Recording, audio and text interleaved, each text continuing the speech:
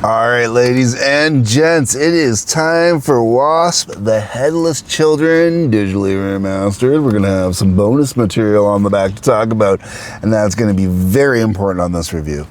All right, so I'm going to be upfront with this review. It's going to sound like I'm downplaying this album. There is no bad song on this album. Every song is relatively decent, and at the bare minimum, a solid album cut.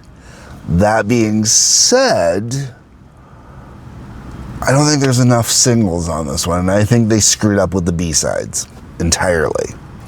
So let's get into this. The album opens up with The Heretic, The Lost Child. It's not a bad tune. I mean, it opens up the album decently enough. I don't mind it.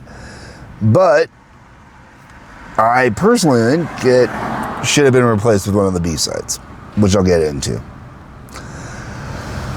That goes into The Real Me, which is track 2. Fantastic song. Love this song. Really sets a good, solid presence on this album. If it wasn't a single, it should have been.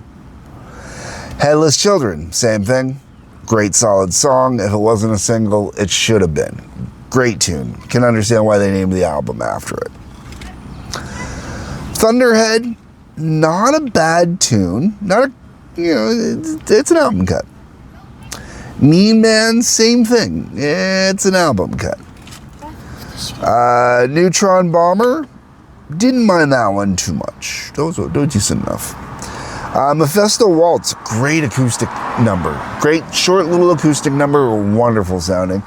And it goes into Forever Free really nicely. Forever Free kind of being that every rose has its thorn kind of major power ballad kind of thing going on, but it works. It's not bad. Maneater follows that up, which is enjoyable, and then Rebel in the FDG. Okay, it's decent enough. Now, I personally would have taken out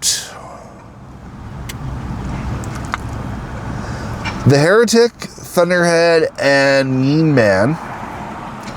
And I would have replaced them with 3 out of the 4 B-sides, because 3 out of the 4 B-sides, I think, are originals. One of them I know 100% is not an original, which is track 11 on here, which is Locomotive Breath, as in Jethro Tull's Locomotive Breath. Love this song.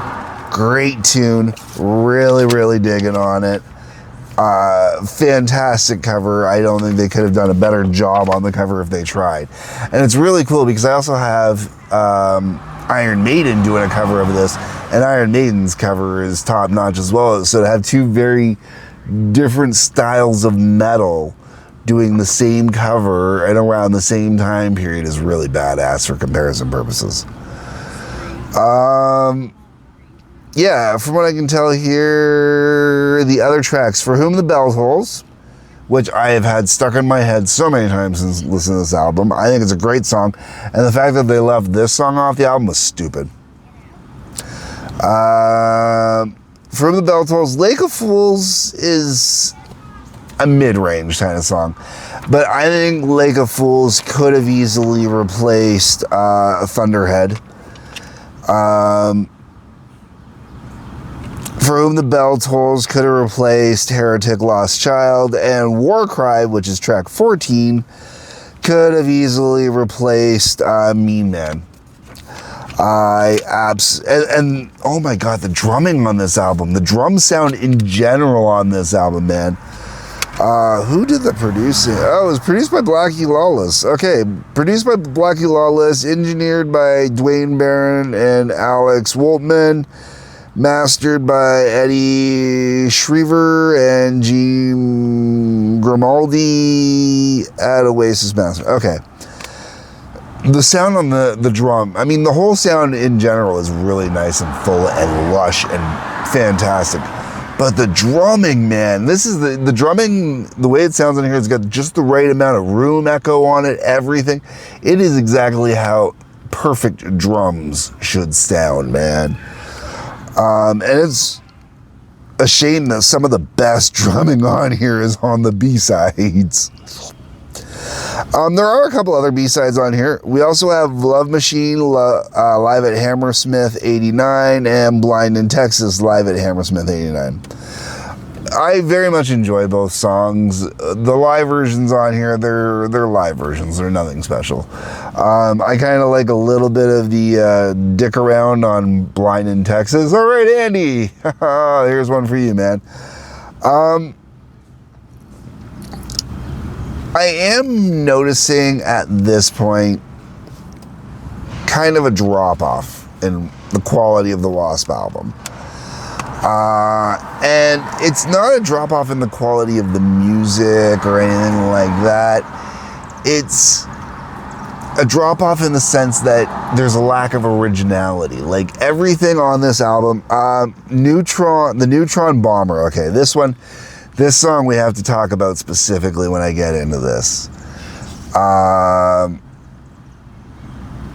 When Tracy and I were on the highway and listening to this song when it came on, all of a sudden I started singing Love Gun to it.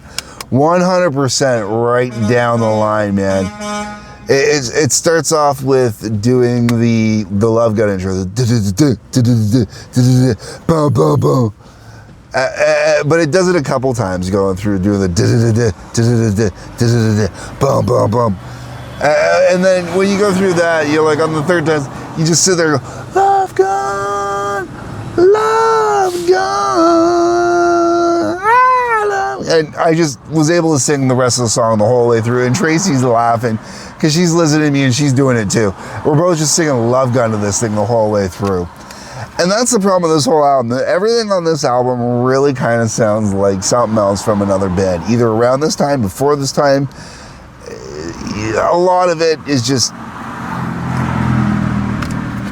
yeah, the same, more of the same, for lack of better description. That's the best way to put it, is just more of the same.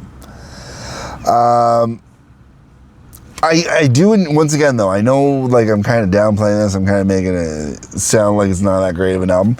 Honestly, it's a good album. Enjoy it. If I were into W.A.S.P, I would buy this album, own this album, enjoy this album.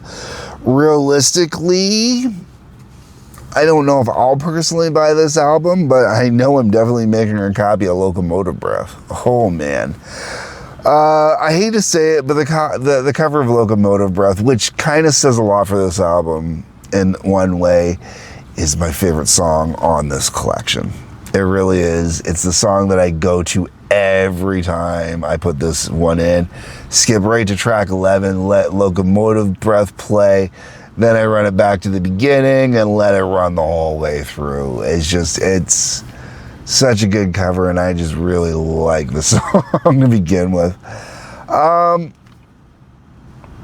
don't really have much else to add to this. You know, it's a W.A.S.P album at this point. We'll see how it goes after this, because I am going to start getting into some more of the different stuff, we'll call it. I'm still looking forward to it. I'm still enjoying it. It's just, you know, slowly becoming its own thing that I just kind of expect from it.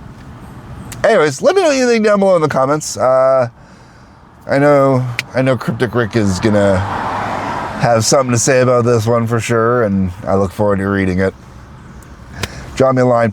Like button, subscribe button, bell for notifications, please, and thank you. A couple links worth checking out. Otherwise, folks, peace, love, take care.